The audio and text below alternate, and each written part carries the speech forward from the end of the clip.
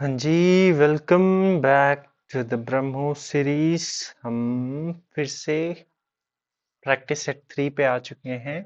Unfortunately practice set number 2 हमने record किया था, पर उसमें पता नहीं क्या हुआ या आवाज ही नहीं आ रही थी, तो मुझे वो फिर से रिकॉर्ड करना पड़ेगा।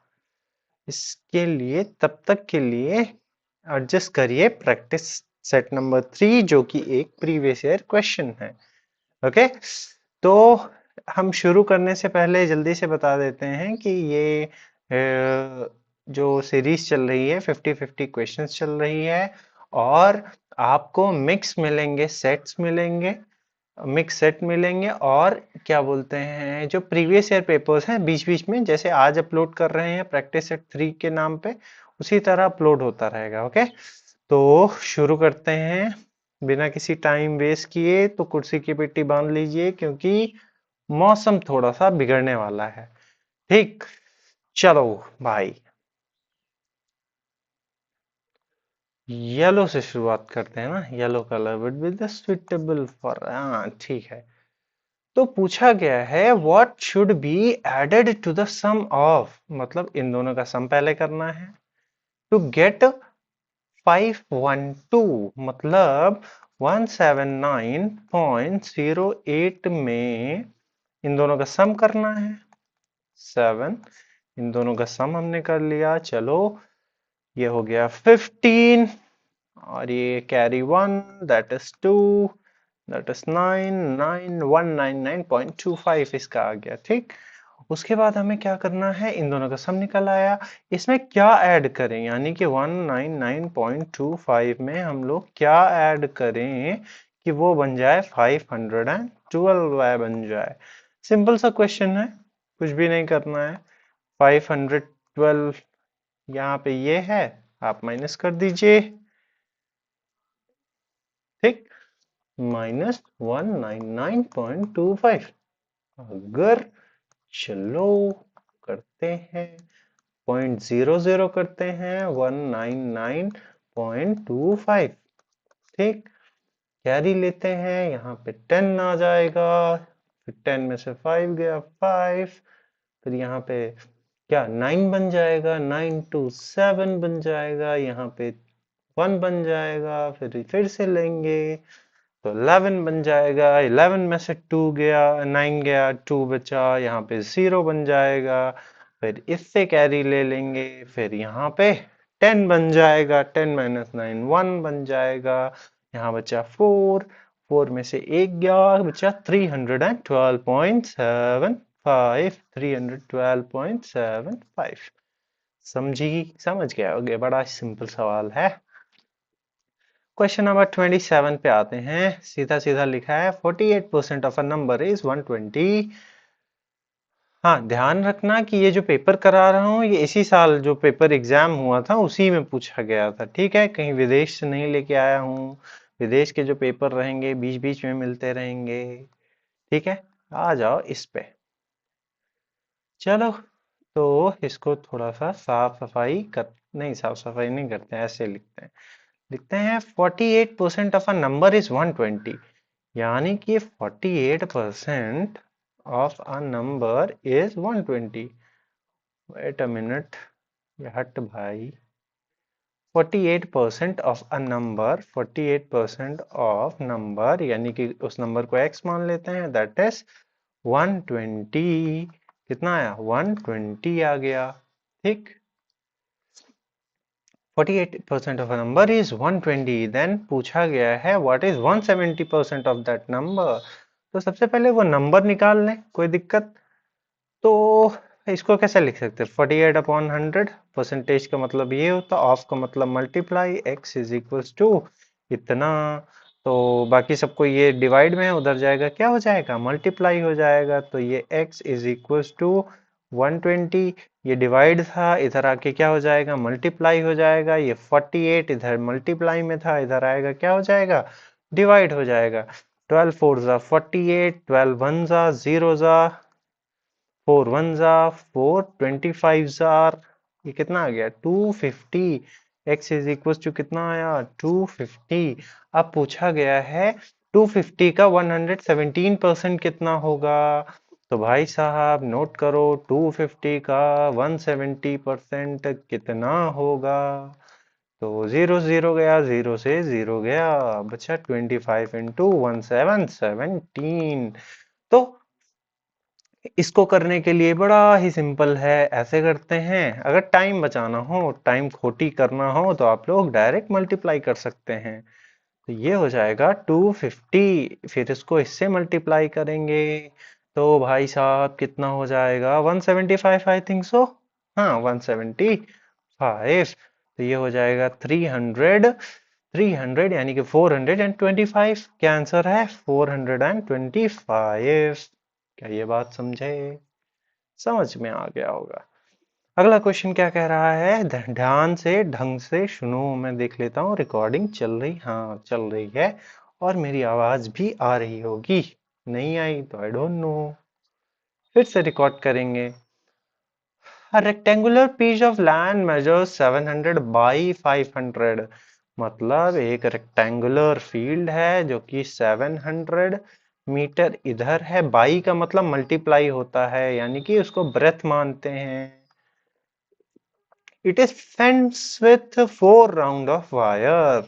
तो 4 राउंड वायर, मतलब एक बार मैंने क्या किया, एक बार मैंने यहां से शुरुआत करके यहां से पूरा फेंस किया एक टाइम, फिर 2 टाइम, 3 टाइम और 4 टाइम।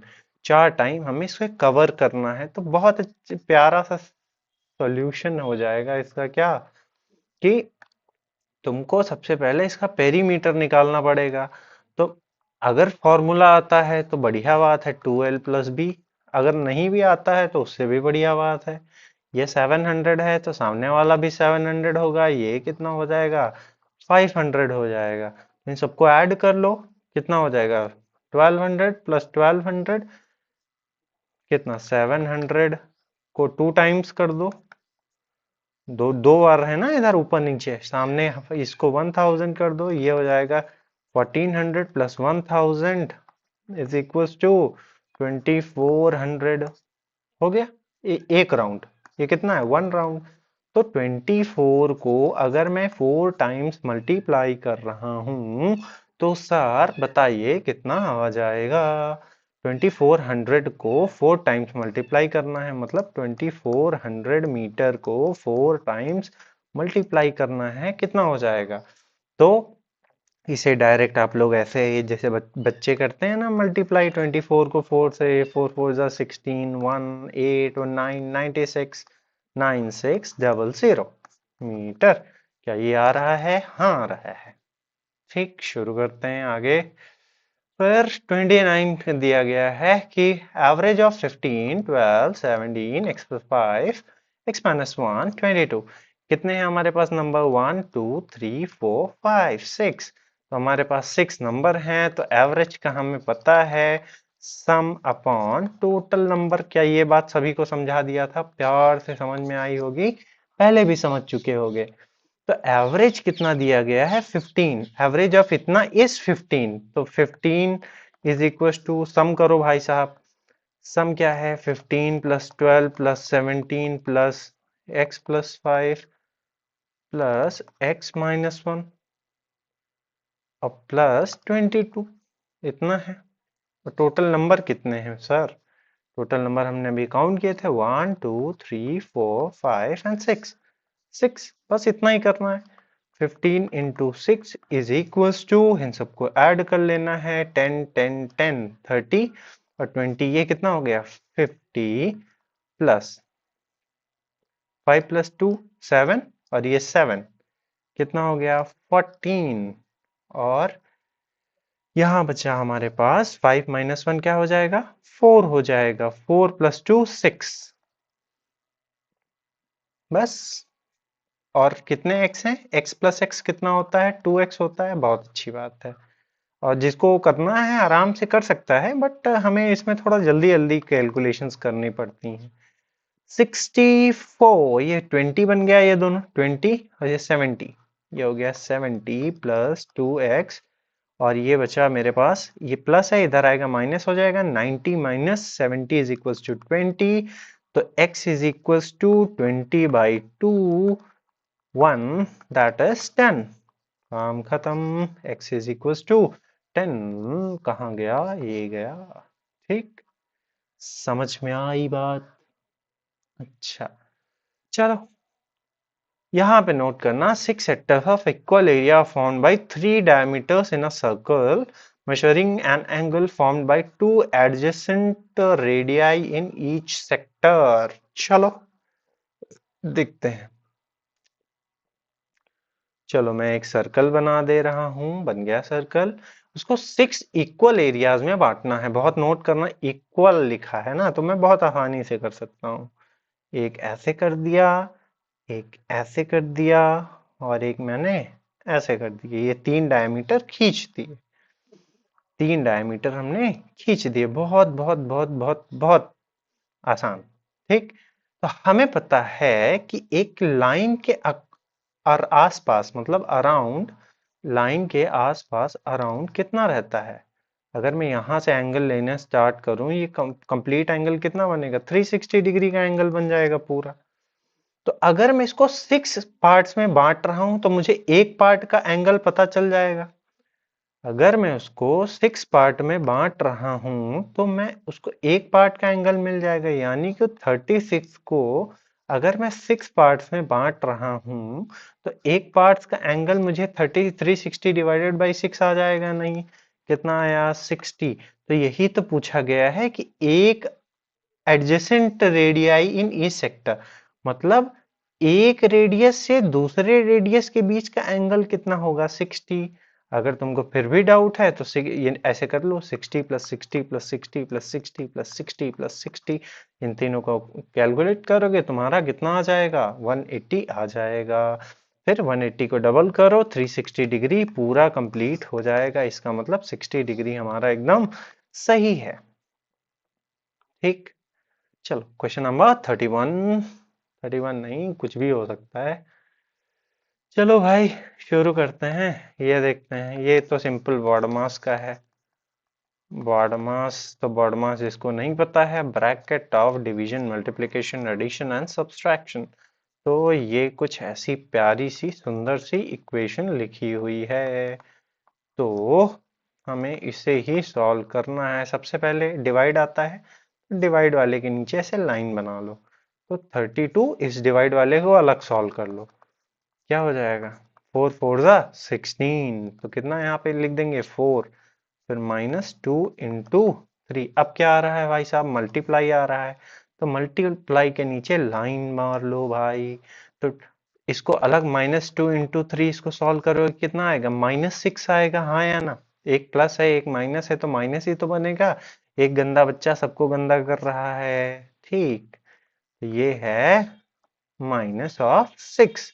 अब भाई साहब क्या दिया गया है, बॉडम मास में एडिशन, तो एडिशन के नीचे ऐसे अंडरलाइन करो। तो ये कितना हो जाएगा, 36 -6। इसको तो आप कर ही सकते हो, आखिरी में सब्सट्रैक्शन आ गया। तो दैट इज 30। क्या ऐसा कुछ दिया गया है, हाँ दिया गया है। तो decimal form of sum of, इन दोनों को पहले सम करो। बहुत ही सुंदर सा सुशील सा क्वेश्चन है। इन दोनों को सम करो, 2/5 प्लस 7/8। इन दोनों का सम करने के लिए नीचे वाला बराबर करना पड़ेगा। तो नीचे वाला बराबर करने के लिए हमें क्या करना पड़ेगा, 5 और 8 का एलसीएम लेना पड़ेगा। इन दोनों का एलसीएम आएगा 40। तो यहाँ पे 5 से नीचे मल्टीप्लाई, 5 से ऊपर मल्टीप्लाई, यहाँ 8 से, यहाँ 8 से, कितना हो जाएगा, 16/40 प्लस 7 5 35/40। 40 कॉमन है, उसको नीचे एक साथ लिख सकते हैं। और ये हो गया 51, दैट इज 51/40। तो आगे क्या करना है भाई, आगे हमें यही करना है कि 40 को 51 से डिवाइड करके इसका डेसिमल फॉर्म निकाल लेना है। तो ये कितना बचा है, 11। एक पॉइंट लगाएंगे, जीरो लगाएंगे, 4 2 जा यानी कि 80, 4 3 जा 120 हो जाएगा। तो 4 2 जा 80 बचा मेरे पास कितना, बचा मेरे पास कितना, जल्दी से बताओ। 30 बचा। अब 30 नहीं, फिर से 0 बढ़ा देते हैं तो कितना आएगा? 1.2। देखो किसी में कट रहा है, 1.2 है किसी में, 1.275। बस ऑप्शन ज्यादा करने की जरूरत थी नहीं, बस यहीं पे मिल गया मुझे। अब देखो अगला क्वेश्चन, बड़ा ही शानदार सवाल है। इस सवाल में कुछ भी नहीं करना है, इतना शानदार है। मल्टीप्लाई बेसिक आनी चाहिए। 50 चेयर हैं और 30 ब्लैक बोर्ड्स हैं। अगर एक चेयर कॉस्ट कितना करती हैं? 1065 पे, ब्लैक बोर्ड इतने पे, तो क्या मल्टीप्लाई कर नहीं सकते हो? इतना हाथ पैर टूट गया है या मल्टीप्लाई नहीं करनी आती है? तो अगर हाथ पैर सही सलामत है तो मल्टीप्लाई करो। एक चेयर की कॉस्ट इतनी है तो 50 चेयर की कॉस्ट कितनी होगी? क्लियर? तो इसको मल्टीप्लाई करो। फिर 30 ब्लैक बोर्ड्स हैं तो एक ब्लैक बोर्ड की कॉस्ट 1645 है, तो 30 को ऐसे मल्टीप्लाई कर दो। करूं? चलो कर देता हूं। चलो, जैसा कि हमें पता है, जीरो को साइड करते हैं, जीरो को साइड करते हैं, केवल एक एक डिजिट से करते हैं, ठीक।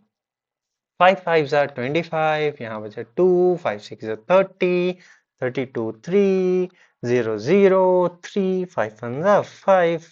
इतना है। एक जीरो जो हटाया था फिर बढ़ा दो, इसमें भी यही करना है। 3 5 are 15, 1 3 4 are 12, 13, 1 6 3 are 18, 19, 1 3 1 are 3 4, और जीरो हटाया था, जीरो बढ़ा दो, ठीक। अब इन दोनों को ऐड करो। चलो ऐड कैसे करें? ऐड जैसे करते हो, अगर दिमाग ज्यादा तेज चल रहा है तो तुम लोग वैसे भी कर सकते हो, मेरी तरह नहीं। 1 6 12, कितना आया? 12 1 10, 10 कहाँ गया? 102600, यही आ रहा है, ठीक। चलो, अब भाई ये कुछ दे दिया गया है, इसकी वैल्यू हमें निकालनी है। इसमें भी हमें बॉड मास का ख्याल रखना है।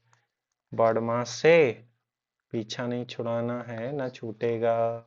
तो लिखा है भाई 3 - 4/5, ठीक, प्लस, इसको मैं x मान लेता हूँ। मैथ में x से प्यार होना चाहिए। 2 to the 5 कितना लिखा है? 5 to the 10, 12/5, ठीक। चलो, अब क्या करेंगे? इस x को छोड़ के बाकी सबको उधर भेजेंगे। सबसे पहला काम यही होना चाहिए, यहाँ कुछ नहीं सॉल्व करना है, वहीं सॉल्व करना है। 3/4/5 प्लस x, अब इधर ये वाले को पहले भेजते हैं, माइनस कर देते हैं। ये माइनस है, उधर जाएगा, क्या हो जाएगा? प्लस हो जाएगा 7/15। तो धीरे धीरे सॉल्व करते चलते हैं, नहीं नहीं कुछ और हो सकता है ना। चलो, अब इन दोनों को भेजते हैं। x is equal to 12/5 plus 7/15। ये माइनस में है, उधर आएगा, क्या हो जाएगा? प्लस हो जाएगा 4/5। और यहाँ +3 है, इधर आएगा -3 हो जाएगा। तो इन दोनों का बेस मुझे पहले दिख रहा है। स्मार्टली कैसे सॉल्व करना है, हमें यही सीखना है। इन दोनों का बेस मिल रहा है तो ऊपर वाले भी जुड़ जाएंगे। कितना हो जाएगा? 16/5 प्लस 7/15 और -3। चलो, x इज इक्वल टू, ये इन दोनों का एलसीएम ले लेते हैं सर। इन तीनों का ही ले लेते हैं, बेटर रहेगा। ये 1 है, यहाँ पे 15 हो जाएगा, यहाँ पे 3 जार 3 जार, और यहाँ पे 1 जार 1 जार। हाँ, चलो अब करते हैं। ये हो जाएगा 16 3 जार कितना होता है, जल्दी से बताओ। 42, 42 अपॉन 15 प्लस 7/15 -3 अपॉन, ऊपर भी मल्टीप्लाई हो जाएगा ना, 15 3 ज़ा 45, 45 अपॉन 15। अब नीचे सेम है तो ऊपर से ही कर सकते हैं। तो ये हो जाएगा 49 - 45 अपॉन 15। कितना आया? ये कुछ हमारा लिख के आ रहा है, कहीं कुछ गड़बड़ हुई क्या? 4/15, कहीं कहीं कहाँ गलती की है? 12 प्लस 4 16, 16/5, ठीक। 7/15। मुझे तो कहीं इशू नहीं लग रहा है यार। Everything is better.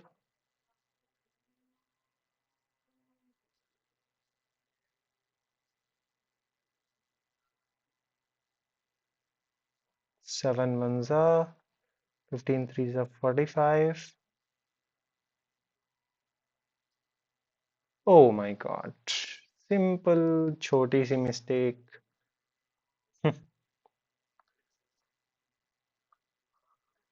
ये क्या लिख दिया?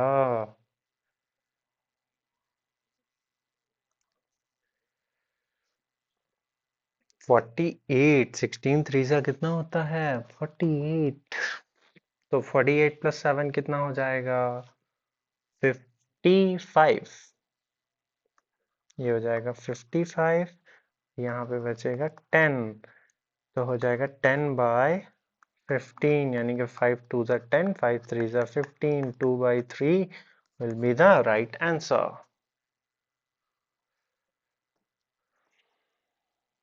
मैं 14 3 जा रहा था। हम्म, चल कोई बात नहीं। 35। One angle is the half of, इसको पहले हटाते हैं थोड़ा सा।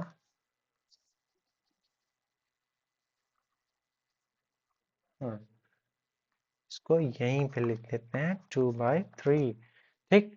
चलो, अब लिखा है one angle of a triangle is half of right angle. तो यानी कि हाफ ऑफ राइट एंगल, यानी कि राइट एंगल 90 डिग्री का होता है, उसका हाफ 45 डिग्री। एक एंगल मतलब एंगल ए मान लेता हूं मैं 45 डिग्री का। And another angle is 15 degree more than 1/3 of right angle. इससे डरना तो बिल्कुल नहीं।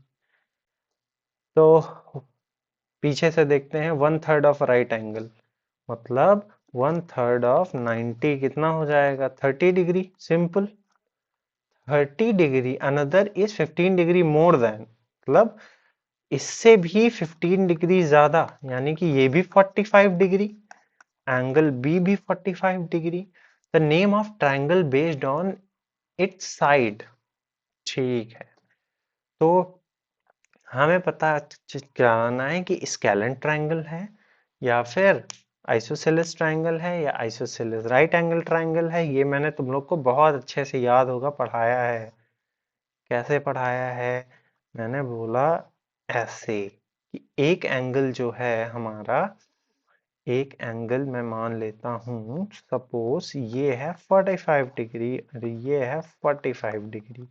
Angle sum property of a triangle क्या कहती है कि 180 होना चाहिए, 180 होना चाहिए। इसका मतलब ये 90 डिग्री हो जाएगा। हो जाएगा कि नहीं हो जाएगा? मैंने बोला ये वाला एंगल, इसके अगर ये दोनों एंगल बराबर हैं तो इनके सामने वाले साइड्स भी तो बराबर होंगे।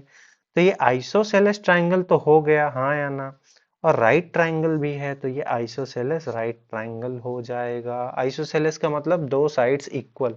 अगर दो एंगल्स इक्वल हैं तो उनके सामने वाली साइड्स भी इक्वल रहेंगी। इसकी सामने वाली साइड ये, इसकी सामने वाली साइड ये।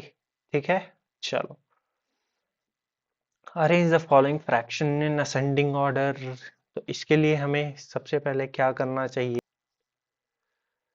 चलो, ये सवाल है, असेंडिंग ऑर्डर में अरेंज करना है हमें। और ये लिखा हुआ है 2/3, 1/6, 5/9 और 7/12 लिखा हुआ है। हमें इन सब का एलसीएम ले लेना है। 3 6 9 और 12 का हमें क्या ले लेना है? एलसीएम ले लेना है। तो रेडी रहो कि क्या है एलसीएम। तो निकाल सकते हो, एलसीएम तो निकालना आता ही होगा। 3 1 जा, 3 2 जा 6, 3 3 जा 9, 3 4 जा 12, फिर 2, 2 1 जा 3 और 2 2 जा 3 और 2 को साइमल्टेनियसली ले लो और ये हमारा बना 36। तो एलसीएम हमारा कितना आया? 36 आ गया। ठीक है, तो हमें 2/3 को 36 बनाना पड़ेगा। तो क्या 12 से मैंने 12 3 जा 36, तो ऊपर भी 12 से करना पड़ेगा और 6 को 6 टाइम्स ही करना पड़ेगा और 5/9 को कितने टाइम्स करना पड़ेगा? 4 टाइम्स करना पड़ेगा। 7/12 को 3 टाइम्स करना पड़ेगा। तो ऊपर आ जाएगा। ये इसकी वैल्यू कितनी आ गई 2/3 की? 2/3 की आ गई 24/36 और ये आ गई 6/36 और ये आ गई 5 4 20/36 और ये आ गई 21/36। तो सबसे छोटा कौन? 1/6। तो 1/6 इसमें पहले ये कटो ये कटो। तो 1/6 जो हुआ वो सबसे छोटा है, असेंडिंग ऑर्डर में करना है। फिर उससे बड़ा कौन हुआ? उससे बड़ा 5/9 हुआ, 5/9 हुआ। फिर उससे बड़ा कौन हुआ? फिर उससे बड़ा हुआ 7/12। 7/12, इसका मतलब ऑप्शन नंबर डी तुम्हारा यहाँ पे सही हो जाएगा। ठीक, चलो क्वेश्चन नंबर 37 पे देखो। 37 क्या कह रहा है कि length breadth and height of a room is इतना इतना इतना। तो इसमें डराने की बात है इस क्वेश्चन में। The length of longest tape which can measure 3 dimension of a room exactly. समझो, मैंने तुम लोग को एक बात बताई थी कि जो एलसीएम होता है वो सबको बराबर करने के, एलसीएम होता है वो हाईएस्ट डिजिट मांगता है और एचसीएफ जो होता है सबको बराबर करने के लिए। मतलब मुझे ऐसा कौन सा टेप है, कौन कितना बड़ा टेप लें जिससे मुझे ये भी आराम से ले मैनेज हो जाए, ये भी आराम से हो जाए और ये भी आराम से हो जाए।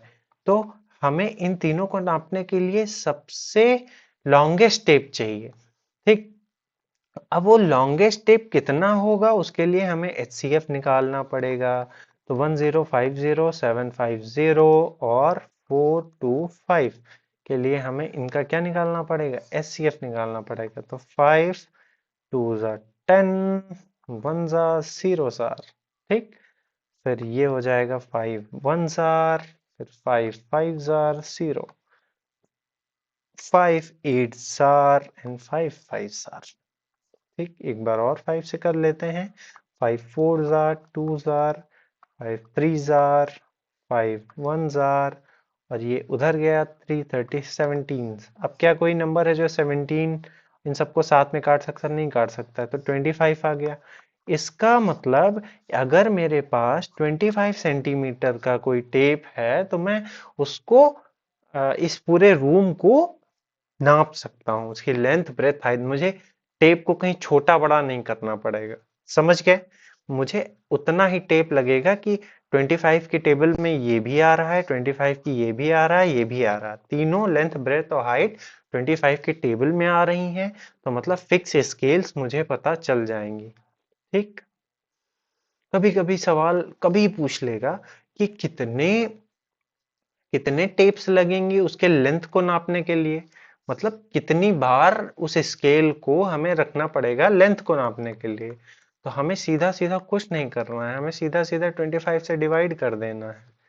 ठीक, ये हो जाएगा 4 ज़ा 2 ज़ा, यानी कि 42 टाइम्स अगर मैं स्केल रखूंगा तब जाके मैं लेंथ उसकी नाप सकता हूँ। सिमिलरली इसी तरह ब्रेथ और इसी तरह हाइट भी नापते हैं। चलो क्वेश्चन नंबर 38 को देखते हैं जब बिना किसी टाइम को वेस्ट किए। If a number is divisible by 4 it must be divisible by 8। क्या ये बात सही है? अगर वो नंबर 4 से डिविजिबल है, यानी कि अगर मैं सपोज 12 को ले लेता हूँ, 12 को अगर वो 4 से डिविजिबल है, हाँ है, क्या 12 8 से भी डिविजिबल होगा? जो नंबर 4 से डिविजिबल हो गया क्या वो 8 से भी डिविजिबल होगा? नहीं होगा। समझ रहे हो? बहुत बहुत बहुत ध्यान की बात है।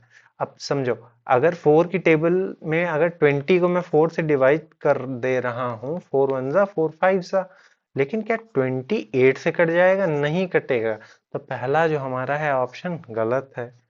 If number is divisible by 3 and 5 then it is divisible by 15 also. बहुत ही प्यारा क्वेश्चन, मैंने तुम लोग को समझाया भी था कि दो ऐसे नंबर हों जो कि आपस में को प्राइम हो और दोनों का मल्टीप्लिकेशन करके भी हम लोग डिविजिबिलिटी रूल निकाल सकते हैं। सेम इसी तरह अगर 14 का डिविजिबिलिटी रूल निकालना है तो 2 और 7 का करना पड़ेगा, हाँ या ना? 2 और 7 का हमें करना पड़ेगा। ठीक, तो उसी तरह अगर 15 का है तो 3 और 5 दोनों को प्राइम नंबर हैं, मतलब एक दूसरे से एचसीएफ नहीं साझा करते हैं। तो इसका मतलब ऑप्शन नंबर बी तो हमारा सही हुआ। A number which is divisible by 2 and 8 is divisible by 16 also. तो पूछा गया है जो नंबर 2 और 8 से डिविजिबल हो क्या वो 16 से भी कटेगा? तो देख लो, मैंने ये रूल तो पढ़ाया नहीं था कि जो 2 और 8 आपस में एचसीएफ साझा कर रहे हैं ना, इनका एचसीएफ कितना हो जाएगा? 2। तो इसका मतलब देखो, सपोज मैं ले लेता हूं कोई नंबर, तो ये तो बिल्कुल रूल वायलेट कर रहा है, ये एचसीएफ के रूल में आ ही नहीं रहा है। बहुत ध्यान से सुनना, क्योंकि एचसीएफ उसका 1 होना चाहिए तभी जाके ये रूल फॉलो होगा। इसी तरह तो होता है। ठीक है, सपोज मैंने ले लिया 32। ठीक, ये तो 2 से भी कट जाएगा, लेकिन और ये 8 से भी कट जाएगा, 32 8। लेकिन क्या मैं 34 ले लेता हूं, और 34 2 से तो कट जाएगा, लेकिन क्या 34 8 से कटेगा? नहीं कटेगा। तो ये वाला ऑप्शन बिल्कुल गलत हुआ। अब लिखा है the sum of two consecutive odd number is always divisible by 4। Let's check. मतलब दो साथ वाले ऑड नंबर, जैसे कंसेक्यूटिव ऑड नंबर का मतलब जैसे मैंने ले लिया 1 और 3, और फिर ले लिया 3 और 5। ये दोनों कंसेक्यूटिव ऑड नंबर है, मतलब एक दूसरे के बाद आते हैं। 11 के बाद 13 आता है। तो क्या ये 4 से डिविजिबल होंगे इन दोनों का सम? तो इसको कर लेते हैं, 3 + 1 4, क्या 4 से डिविजिबल है? हाँ है। 5 + 3 8, क्या 4 से डिविजिबल है? हाँ। 11 + 13, क्या 4 से डिविजिबल है? कितना आ जाएगा? 24। 4 से डिविजिबल है 6 टाइम्स। याद कर लो बढ़िया से कि दो कंसेक्यूटिव नंबर हमेशा 4 से डिविजिबल रहेंगे। तो कौन कौन मुझे सही मिला? B and D. B D मिला, B D B D B D, ये हुआ। ठीक, अब क्वेश्चन नंबर 39 लिखा हुआ है, उस पे आते हैं। तो 39 में क्या सीन दिया गया है? Wait, let's check. 39 में क्या दिया गया है कि अ सॉलिड मेटालिक क्यूबॉइड, इसको इरेज करते हैं पहले, फिर करते हैं।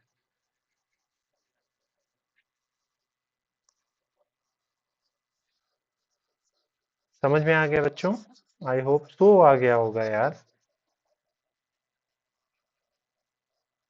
अपनी कॉन्सेप्चुअल क्लैरिटी सबको बना के रखनी है एग्जाम में। कितना फ्रीली तुम सोच सकते हो क्वेश्चन को देख के। कुछ क्वेश्चंस ऐसे रहते हैं जो तुम्हें केवल डराने के लिए होते हैं, निकलते हैं फुस। तो ध्यान से समझो। लिखा है अ सॉलिड मेटालिक क्यूबॉइड।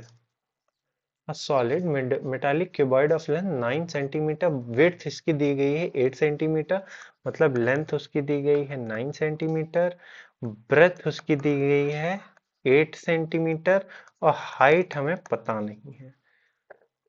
ठीक है, उसको मेल्ट किया गया, मतलब एक क्यूबॉइड है, उसको मेल्ट किया गया, मतलब उसकी लेंथ इतनी है, ब्रेथ इतनी है, उसको मेल्ट करके हमें क्या बनाया गया? एक क्यूब बनाया गया। उसको मेल्ट करके एक क्यूब क्यूबाइड में अंतर पता है? क्यूब बन गया। अब पूछा गया है उस क्यूब की जो साइड है वो 6 सेंटीमीटर है, 6 सेंटीमीटर है द हाइट ऑफ क्यूबॉइड। अब याद रखो, ध्यान से सोचो। अब इस जो वॉल्यूम होता है वो तो बदलेगा नहीं, हाँ या ना? वॉल्यूम तो नहीं बदलेगा, मतलब जितना सामान पहले उसके अंदर भर जाएगा अभी भी उसके अंदर भर जाएगा, बस उसकी शेप्स को चेंज कर दिया गया है थोड़ा सा। जब शेप को चेंज कर दिया गया है तो volume volume of cuboid is equal to volume of cube. यही होगा। तो क्यूब का वॉल्यूम क्या होता है, side into side into side, यानी कि 6 इंटू 6 इंटू 6। और वॉल्यूम, और ये क्या होता है, length into breadth into height. Length और ब्रेथ दी गई है, हाइट ही तो निकालनी है।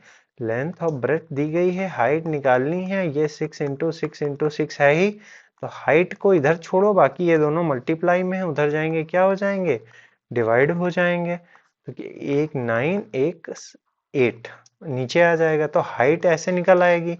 तो देखो कैसे निकलती है, 2 से काटते हैं, 2 4 8, 2 3 6, 4 फिर 3 1 3, 3 3 9। ठीक, कटा एक 6, फिर नीचे बचे, फिर 3 1 3, 3 2 6, फिर ये गया, 2 2 4, 2 1 2, फिर एक 2 यहाँ गया, एक 2 3 तो कितना बचा, 3 सेंटीमीटर। 3 सेंटीमीटर आया, हाँ या ना। तो 3 सेंटीमीटर उसकी हाइट हो जाएगी। क्या ये बात सभी को समझ में आ गई? नहीं समझ में आई तो लाइव क्लास में मुझसे पूछ लेना। हम्म, पूछा गया है हाउ मेनी टोटल डिजिट्स। हाँ, इसमें बच्चे बहुत कंफ्यूज होते हैं, इसमें बच्चे बहुत ज्यादा कंफ्यूज हो जाते हैं। क्या, कैसे कंफ्यूज होते हैं, मैं बताता हूँ। तो कंफ्यूज ऐसे होते हैं कि 5 डिजिट नंबर टोटल कितने होंगे। तो मैं कहता हूं कि सबसे बड़ा 5 डिजिट नंबर कितना हो जाएगा, इतना हो जाएगा। ठीक, इतना हो जाएगा कि नहीं हो जाएगा, बढ़िया बात है। और सबसे छोटा 5 डिजिट नंबर कितना हो जाएगा, आ, इतना हो जाएगा, 10,000। और ये 99,999 सबसे बड़ा, मतलब 10,000 से स्टार्ट करना है हमें, 10,000 से स्टार्ट करना है, 9,099 तक जाना है। ठीक है, तो हमें क्या करना पड़ेगा, 9,900 में से जितने भी बाकी नंबर आते हैं, मतलब जितने बाकी नंबर, यानी कि 4 डिजिट का स्मॉलेस्ट नंबर कितना हो जाएगा, 9999। इनको हम क्या कर देंगे, माइनस कर लेंगे। तो ये इनको जब माइनस करेंगे तो ये 0 0 0 0 और ये 9, ये आ जाएगा 90,000। मतलब मेरे पास 99,000 तक का है। मैंने क्या किया, इसका जो 99,000 सपोज ये है, मैंने क्या कर दिया कि 99,000 में से सारे 4 डिजिट नंबर, यानी 4 डिजिट नंबर मतलब सारे, मतलब 0 से लेके 999, 9,999 तक हम माइनस कर देंगे। तो हमें तो पता चल जाएगा ना हमारे पास कितने डिजिट नंबर है। तो वो है हमारा 90,000।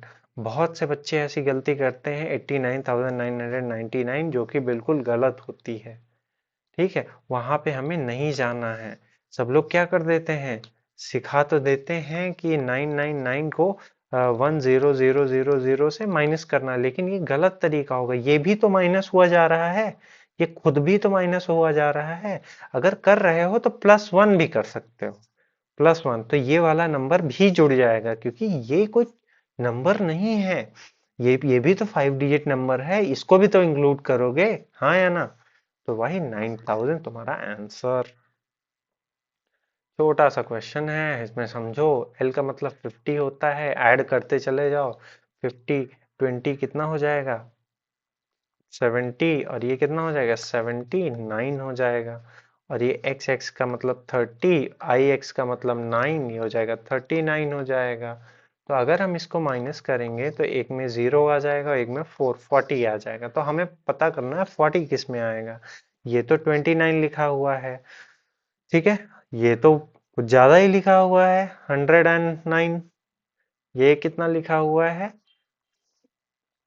हमें 40 निकालना है ना, ये 100 कहाँ से आ रहा है, ये 90 हो जाएगा।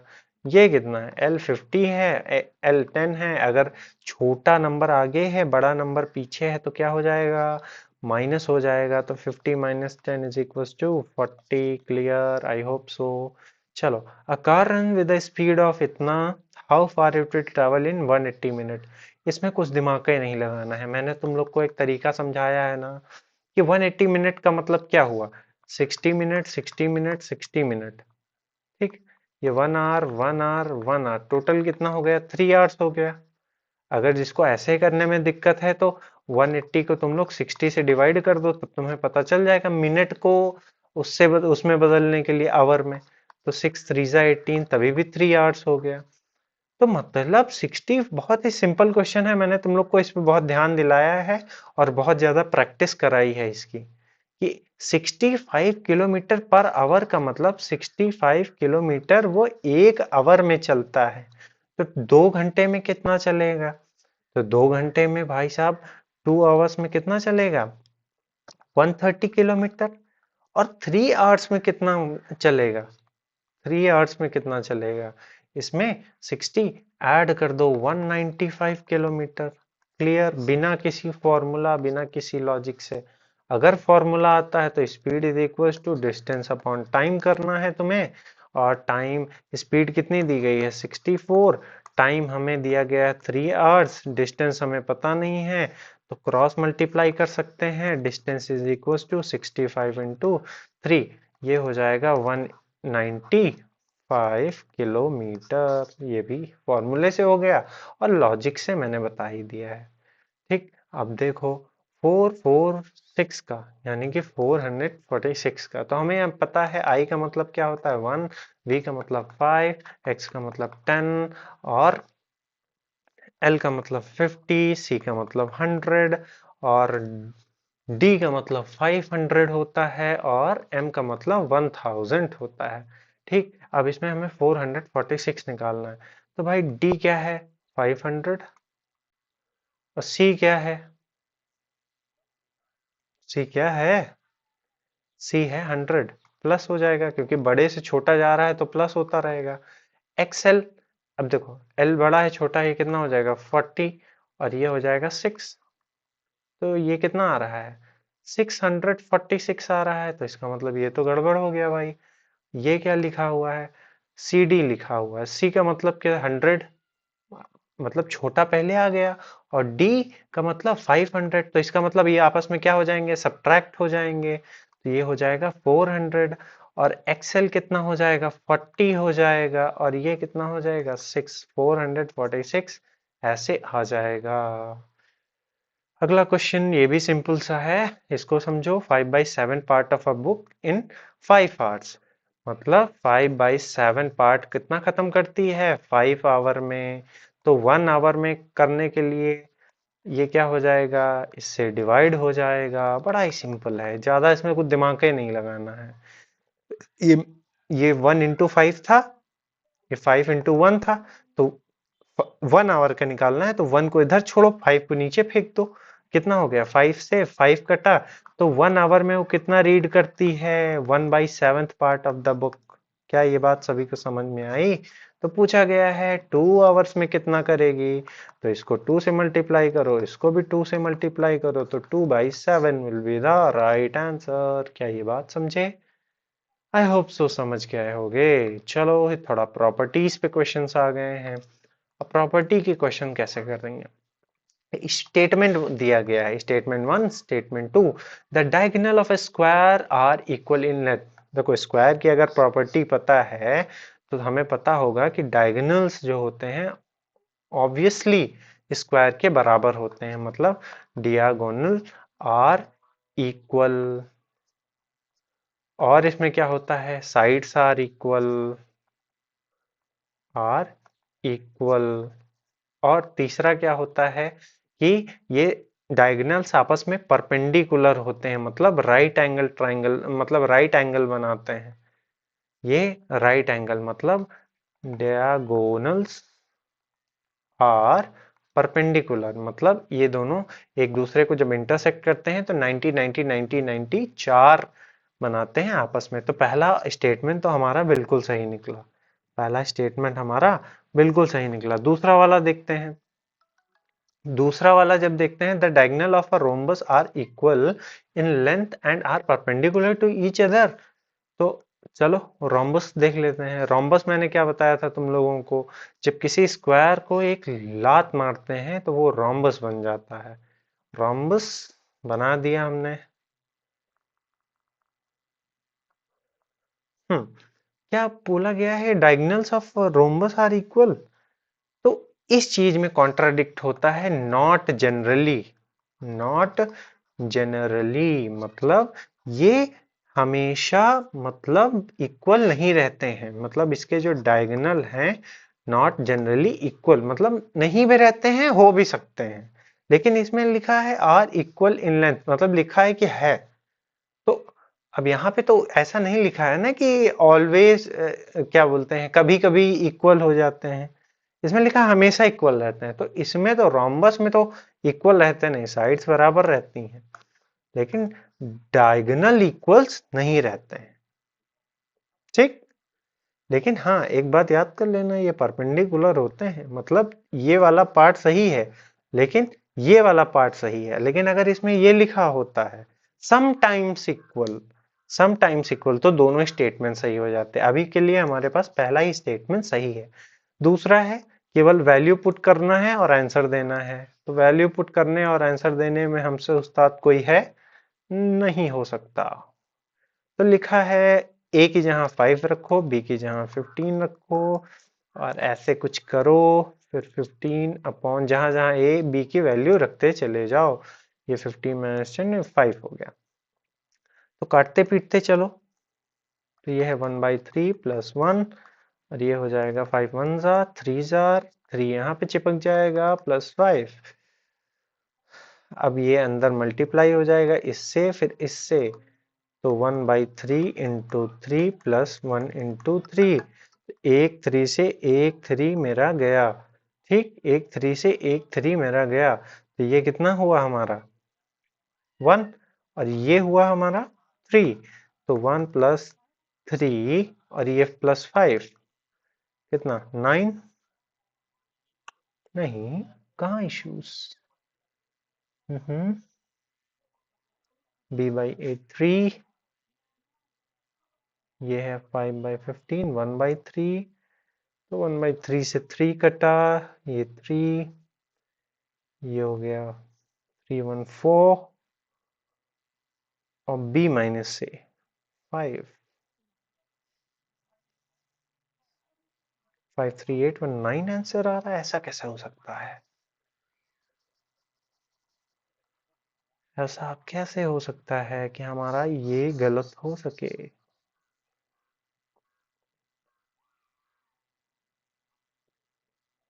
चलो करते हैं, हमसे वो भी कोई क्वेश्चन छोड़िए गलत हो जाए। चलो 1/3 इंटू 3 प्लस 1 इंटू 3, 3 से 3 गया, बचा 1 प्लस 3 प्लस 5,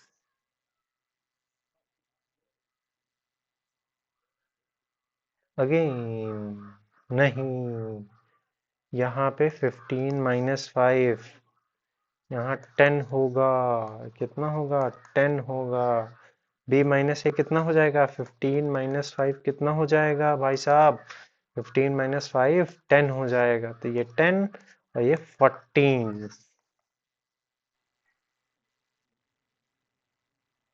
तो अगला क्वेश्चन हमारे सामने बहुत ही सुंदर सा, कहाँ ये रहा, ठीक।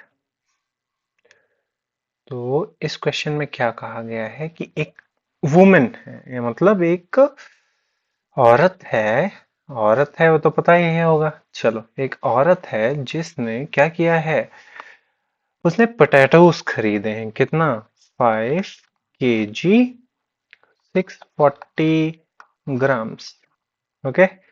उसके बाद उसने क्या किया है 3 kg और 37 ग्राम इसने अनियन खरीदे हैं, और 6 kg और 8 ग्राम 8 ग्राम उसने क्या खरीदे हैं, टोमेटोज खरीदे हैं। उसने पाया कि 2 kg 45 ग्राम ऑफ टमाटोज और रॉटन खराब है, उसने वापस कर दिए, और उसको अब ये पता करना है कि जो वेजिटेबल है शी टुक होम वो कितना लेके गई है। मतलब ये सब करने के बाद उसने कुछ वापस किया है, चलो देखते हैं क्या वापस किया है भाई। तो सबसे पहले देखते हैं उसने खरीदा कितना है, खरीदा कितना है उसको जानने के लिए, कितना ये कितना हो गया 14 kg हो गया, 5 3 8 और 6 14 kg, और ये कितना हो गया सर, ये हो गया 685 इसमें खरीदे हैं। उन्होंने कहा कि जो 2 kg है वो खराब निकल गए, 2 kg जो है उसको खराब निकल गए, तो ये करना है। तो इसमें से ये गया, कितना बचा, 12 kg, और 685 ग्राम में से ये इतना गया, कितना बचा ये, 640 ग्राम्स। क्या आपको आंसर कहीं दिख रहा है? 12.640 ग्राम्स और केजी उसने वो अपने घर लेके गई, वही उसका क्या हो जाएगा, आंसर हो जाएगा। ओके, चलो अब अगला सवाल देखो। 35 कॉस्ट, जो 35 हैं वो कितना कॉस्ट करते हैं, वो कॉस्ट करते हैं 87.50 रुपीज। तो अब रुपी पूछा गया ना, बहुत ध्यान से देखना क्या करना है। अब 1 रुपी में कितने एनवेलप मिलेंगे वो डिसाइड करना है। अब रुपी में पूछा गया ना कि इतने रुपीज में कितना खो सकती, तो सबसे पहले देखेंगे 1 रुपीज में। तो 35 इतने में लेती है, तो 1 रुपीज का कितना ले लेगी, 35/87.50। अब ये पॉइंट हटेगा तो ऊपर 2 जीरो चले जाएंगे, तो वो 1 रुपी में उसको मिलेगा 3500 अपॉन 8750। जीरो से जीरो गया, ठीक। चलो 5 से कट करते हैं, 5 7 35 जीरो, फिर 5 1 5, उसके बाद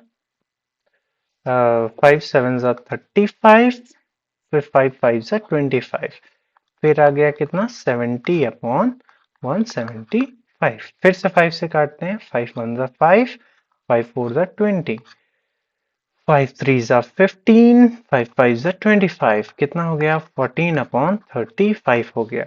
इसका मतलब 1 रुपी में इतना उसको मिला। तो मुझे ये बताइए जनाब, अभी भी कट सकता है ना ये, 7 2 14, 7 5 35, यानी कि 2/5।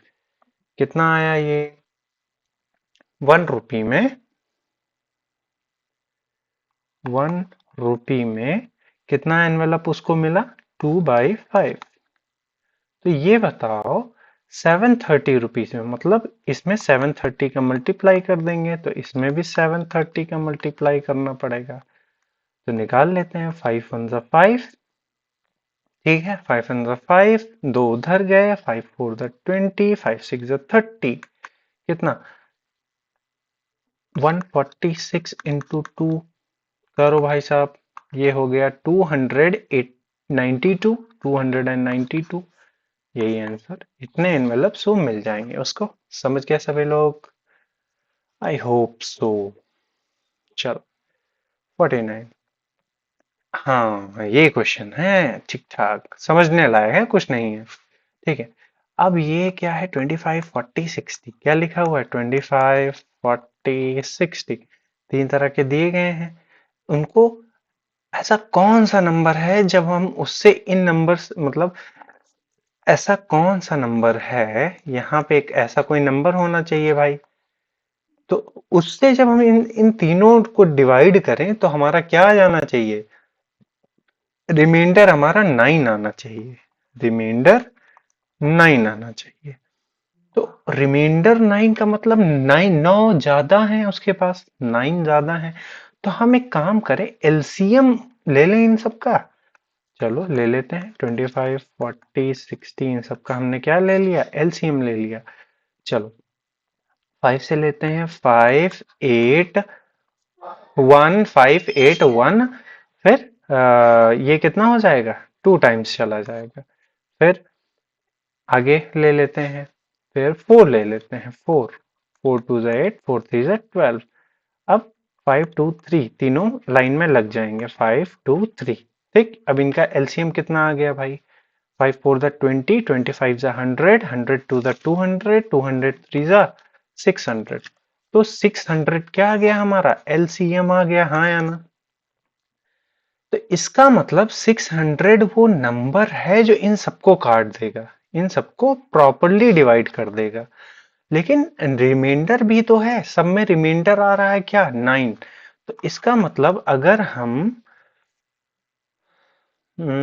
हम 600 में 9 ऐड कर देंगे तो 609 आ जाएगा। तो इसका मतलब 609 वो नंबर होगा जिससे ये डिवाइड करें, इसको डिवाइड करने पे 609 आएगा। तो 609 कहीं पे है, हाँ है, ठीक, उसको मार देंगे। आगे बढ़ो। फिर क्या है अगला क्वेश्चन, क्या कहता है, अ सीकेंट। हाँ तो जानो भाई साहब, सीकेंट क्या होता है, कॉर्ड क्या होता है, थोड़ा सा इसको जानना है इस सवाल में।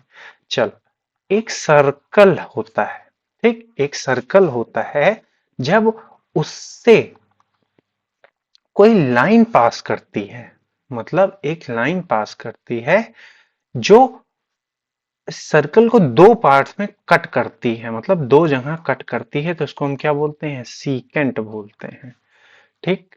जब सीकेंट बोलते हैं, अच्छी बात है।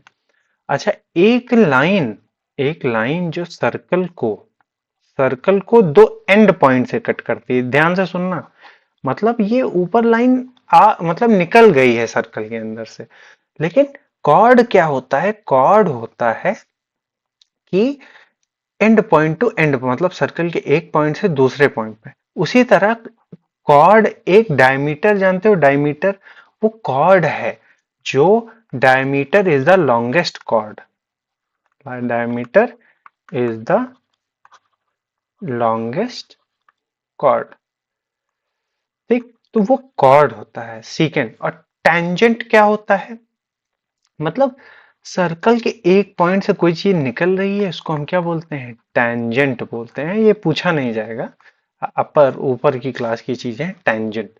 तो समझो, diameter is the longest chord, इसका मतलब कॉर्ड क्या होता है, जिसके दो फिक्स पॉइंट होते हैं, इसमें पॉइंट तो होते हैं लेकिन ये लाइन निकल रही है, उसको हम सीकेंट बोलते हैं। समझ गए सभी लोग। तो वही है, a secant of a circle is a line segment नहीं, बिल्कुल नहीं, having its end point on a circle, ये तो बिल्कुल गलत हो गया भाई, एंड पॉइंट नहीं होते हैं, ये सीधा निकल के चली जाती है ना। A chord is a line passing through the center of the circle and intersecting the circle at 2 point। देखो, इंटरसेक्ट करने का काम कौन करता है, सीकेंट करता है। ये क्या है, इस जरूरी नहीं कॉर्ड सेंटर से ही निकले, अगर सेंटर से वो कॉर्ड निकल रही है तो इसका मतलब वो डायमीटर हो जाएगा। बहुत ध्यान से सुनना। तो यहाँ पे दोनों स्टेटमेंट यहाँ पे तुम्हारे गलत हैं, समझ गए। अगर नहीं समझ में आएगा लाइव क्लास में पूछ लेना, कोशिश कर रहा हूं मैं सारे सब कुछ समझा दूं। हाँ, ये क्वेश्चन देखो, इस क्वेश्चन में भाई साहब क्या है, इस क्वेश्चन में बताया गया ये है कि रेशियो निकालना है कॉफी और टी का। बहुत बहुत बहुत ही दिमाग लगाने वाला सवाल है, इसको थोड़ा कंफ्यूज करने के लिए बनाया गया। इसको बोला गया है, जो कॉफी है, जो कॉफी है, हमें किसका किसका रेशियो निकालना है, ratio of coffee to the that of tea, मतलब हमें कॉफी का रेट और टी के रेट का रेशियो निकालना है। तो कॉफी क्या बोला गया है, 24 रुपीज पर 100 ग्राम, 100 ग्राम में 24। और ये टी है 180 रुपए किलो, 180 रुपीज केजी। जो टी है 180 रुपीज का 1 केजी मिलता है। 1 केजी का मतलब कितना, 1000 ग्राम हुआ कि नहीं हुआ, हाँ या ना। हाँ, अब तुम लोग दोनों काम कर सकते हो, या तो इसको 10 से मल्टीप्लाई करके इसको केजी बना लो, या तो इसको 10 से डिवाइड करके इसको 100 ग्राम्स कर लो। हमें यही सही लगता है कि 1000 ग्राम को हम क्या करें, 10 से डिवाइड कर दें। क्यों, 1000 ग्राम को 10 से जब डिवाइड कर देंगे तो जीरो जीरो कटेगा, तो पर 100 ग्राम का आ जाएगा। तो मतलब 18 रुपए की 100 ग्राम चाय मिलती है, 100 ग्राम चाय। और 24 रुपए का 100 ग्राम कॉफी मिलती है। तो कॉफी, आ जाओ लिखो, क्या लिखा है, रेशियो प्राइस, प्राइस कितना है इसका, 24 है, टी का 18 रुपीज है, टी का कितना है, 18 रुपीज है, ठीक। 6, अब इसको तो पता ही है भाई, इसका मतलब ये होता है 24/18, 6 3 18, 6 4 24, कितना आ गया, 4:3 आ गया। क्या ये बात समझ में आई। तो 4:3 हमें दिख रहा है ये, ठीक। अब लिखा है Anil exercise for 2/3 hour, Ram exercise for इतना, चेतन फॉर इतना, धर्म फॉर इतना, who exercise the maximum time. तो मैक्सिमम टाइम निकालने के लिए भाई तुमको ये पता होना चाहिए किसका टाइम ज्यादा है। तो आवर्स में है तो इसको डेसिमल में बदल सकते हो कि नहीं बदल सकते हो। चलो, या तो इन सब का तुम एलसीएम ले लो, वो नहीं सही लग रहा है तो डेसिमल ले लो। ठीक, इन सबको कंपेयर कर लो जैसे असेंडिंग डिसेंडिंग में करते थे। तो डेसिमल ले लेना, वो थोड़ा तुम्हें इजी पड़ेगा। तो अनिल का देख लेते हैं। अनिल, अनिल का भाई साहब इतना है तो पॉइंट लगाएंगे। 3 6 कितना 18, और ये कितना बचा 2, फिर 0, 0.66 कितना, अर्थ कौन करता है, अनिल करता है। तो अनिल का हमारा आ गया 0.66। राम का ले लो 4, 3,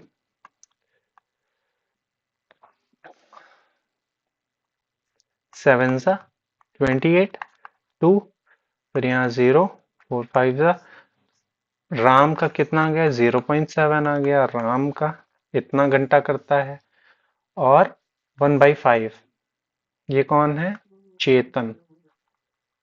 चेतन क्या करता है भाई साहब, चेतन इतना करता है, पॉइंट लगाएंगे 2, 0.2 करता है। 0.2 कौन करता है, चेतन करता है।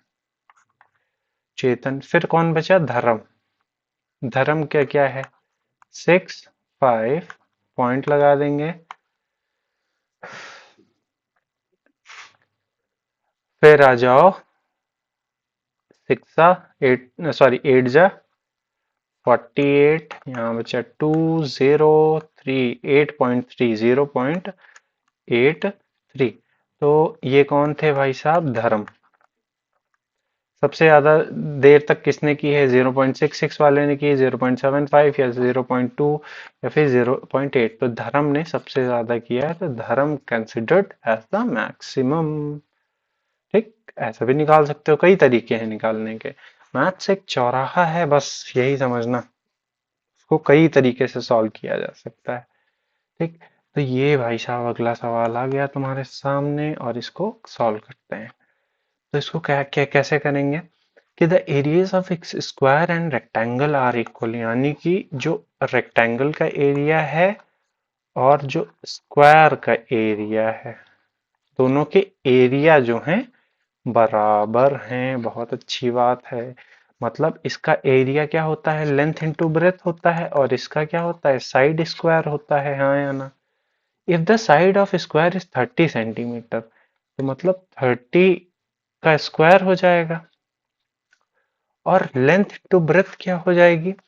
अब इसको ब्रेथ दी गई है, ब्रेथ कितनी दी गई है भाई साहब, 25 दी गई है, 25 सेंटीमीटर।